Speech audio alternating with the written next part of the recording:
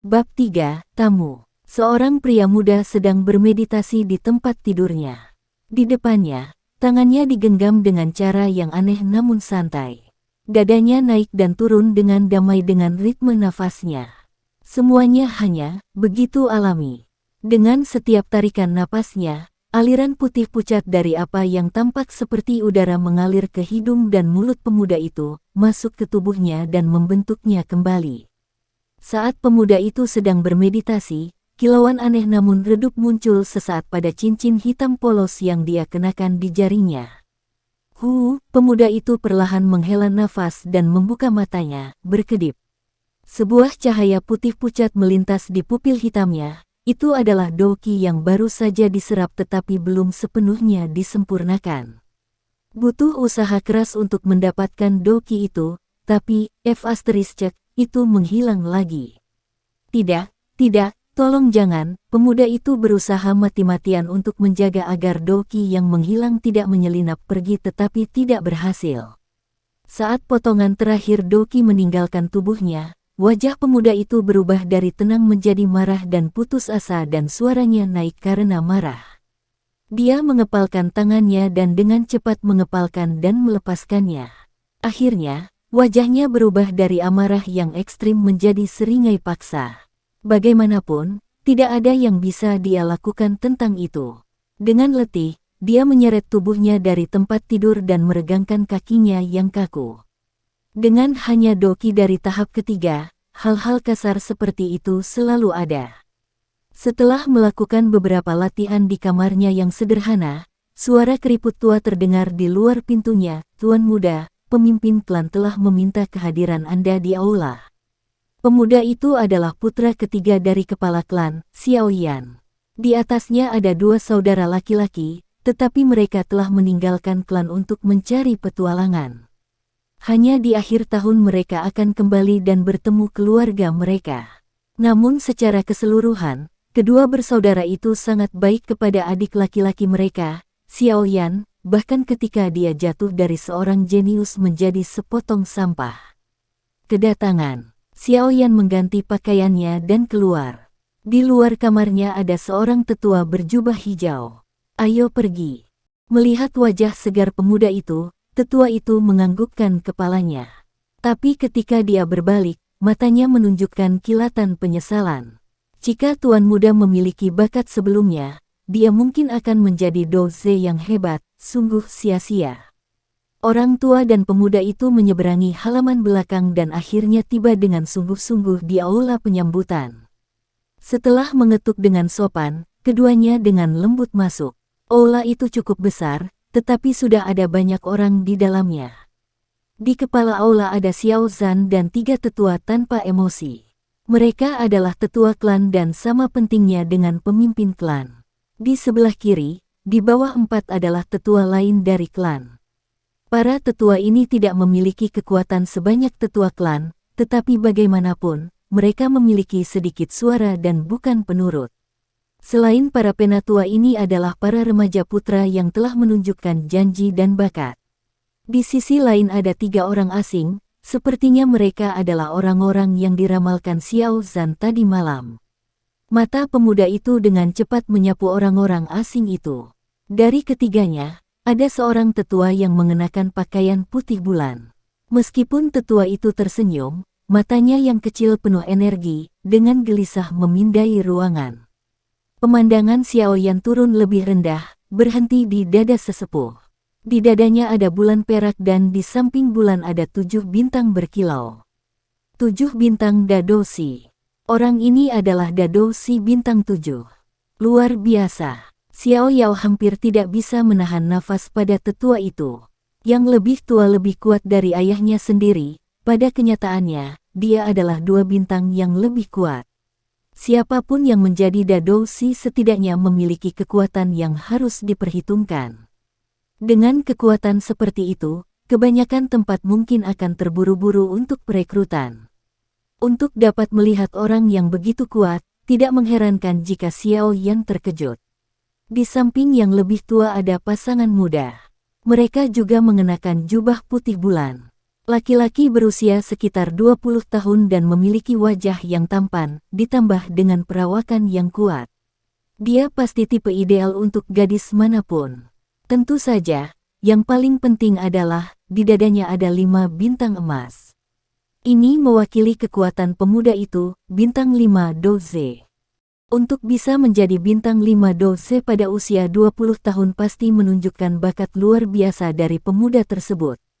Dengan wajah tampan dan kekuatan yang lumayan, pemuda ini tidak hanya menjadi sasaran tatapan para gadis muda di klan, bahkan Xiao Mei pun sesekali meliriknya. Tapi, tampang yang diberikan gadis-gadis itu tidak berpengaruh pada pemuda itu. Seluruh fokusnya terkonsentrasi pada gadis muda di sampingnya. Usia gadis muda itu mirip dengan Xiao Yan yang membuat Xiao Yan gentar. Kecantikannya bahkan menyaingi Xiao Mei, tidak. Dia lebih cantik dari Xiao Mei. Di seluruh klan, mungkin hanya Xiao Sun Er yang bisa menyaingi dia. Tidak heran jika orang-orang dari klan Xiao mengejar gadis-gadis di luar klan. Di telinga gadis muda yang rumit itu ada anting giok hijau. Saat dia bergerak, potongan-potongan batu giok itu berdenting, melodi yang indah dan menambahkan sedikit kebanggaan pada gadis itu. Selain itu, di dada berkembang gadis itu ada 3 bintang emas. Doze bintang 3, gadis ini, jika dia tidak menggunakan metode khusus, dia pasti seorang jenius yang luar biasa. Hati Xiao Yao jatuh, dia memiliki bakat yang menyaingi bakat sebelumnya.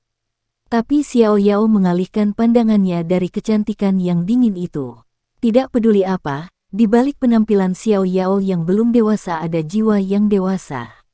Meskipun gadis itu sangat cantik, dia menahan diri untuk tidak bertingkah seperti orang jorok yang meneteskan air liur. Tindakan Xiao Yan menyebabkan sedikit ketegangan dalam diri gadis itu. Meskipun dia bukan tipe yang memiliki seluruh alam semesta yang berputar di sekelilingnya, kecantikan dan penampilannya tidak buruk. Pandangan acak Xiao Yan padanya adalah yang pertama baginya. Ayah, 3 orang tua. Berjalan cepat, Xiao Yan dengan sopan menyapa Xiao Zhan dan ketiga tetua itu. Haha, Yan Er, kamu datang. Ini, duduklah. Melihat kedatangan Xiao Yan, Xiao Zhan berhenti berbicara dengan tamunya dan mengangguk ke arah Xiao Yan, melambaikan tangannya untuk menunjukkan agar Xiao Yan duduk. Dengan sedikit senyum, Xiao Yan mengabaikan tatapan malas, hampir penuh kebencian dari 3 tetua klan dan mencari tempat duduknya. Tapi, dia terkejut dengan hasilnya, dia tidak punya kursi. Posisiku di klan semakin tenggelam semakin rendah. Itu lebih baik sebelumnya, tapi sekarang, mereka bahkan mempermalukanku di depan para tamu, para kakek tua ini. Xiao Yao mengejek dirinya sendiri dalam diam. Dalam pikirannya, dia menggelengkan kepalanya seolah-olah itu bisa memblokir emosi yang membuncah dalam dirinya. Melihat Xiao Yan yang tidak bergerak, anggota klan muda mengeluarkan tawa yang lembut dan mengejek, menunjukkan kebahagiaan mereka saat melihat Xiao Yan dibodohi. Akhirnya, Xiao Zhan menyadari kesulitan Xiao Yan. Ekspresi kemarahan melintas di wajahnya sebelum digantikan dengan alis yang tertekuk. Tetua kedua, kamu. Oh, sungguh maaf. Saya tidak percaya bahwa saya lupa tentang Tuan Muda. Hehe, aku akan meminta seseorang untuk menyiapkan kursi. Tetua berjubah kuning tersenyum pada Xiao Zhan yang menatap. Dia menepuk keningnya sebagai tindakan kritik diri tetapi tatapan meremehkan di matanya tidak memudar. Saudara Xiao Yan, duduklah di sini. Suara jelas seorang gadis terdengar di seberang aula. Ketiga tetua itu tegang, pandangan mereka beralih ke Sun Er di sudut. Mulut mereka bergerak-gerak tetapi tidak satupun dari mereka mengatakan apapun.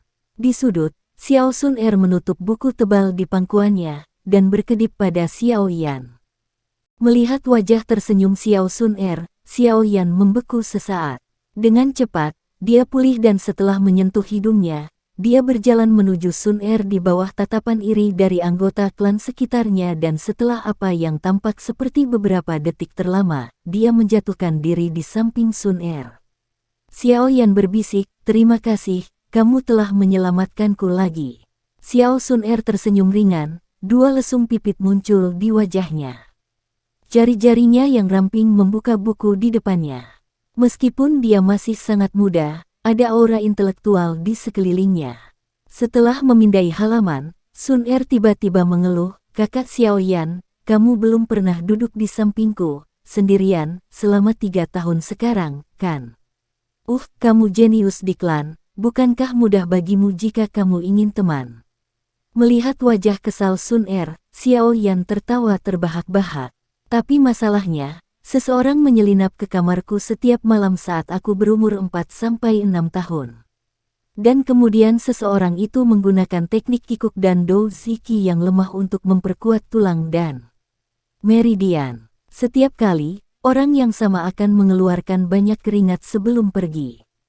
Saudara Xiaoyan, apakah kamu tahu siapa dia?" Sun Er berhenti sejenak dan tiba-tiba memiringkan kepalanya, dan tersenyum ke arah Xiaoyan. Bagaimana aku bisa tahu? Saya masih sangat muda saat itu, pada kenyataannya, saya hampir tidak bisa berjalan, bagaimana saya tahu?" Jantung Xiaoyan mulai berdetak kencang. Memaksakan senyum terbuka, Xiaoyan yang bersalah mengalihkan pandangannya ke tengah aula. "Hehe," melihat reaksi Xiaoyan, sedikit senyum melayang di wajah Xiao Sun Er. Pandangannya beralih kembali ke buku di pangkuannya dan seolah-olah berbicara pada dirinya sendiri. Dia berkata, "Meskipun saya tahu itu, orang itu melakukannya dengan niat baik. Saya seorang perempuan, kan? Bagaimana saya bisa membiarkan seseorang dengan sembarangan menyentuh saya? Jika aku tahu siapa yang melakukannya." Mulut Xiaoyan mulai berkedut dengan keras. Menjaga pandangannya tetap lurus, dia menutup mulutnya rapat-rapat. "Silakan pergi ke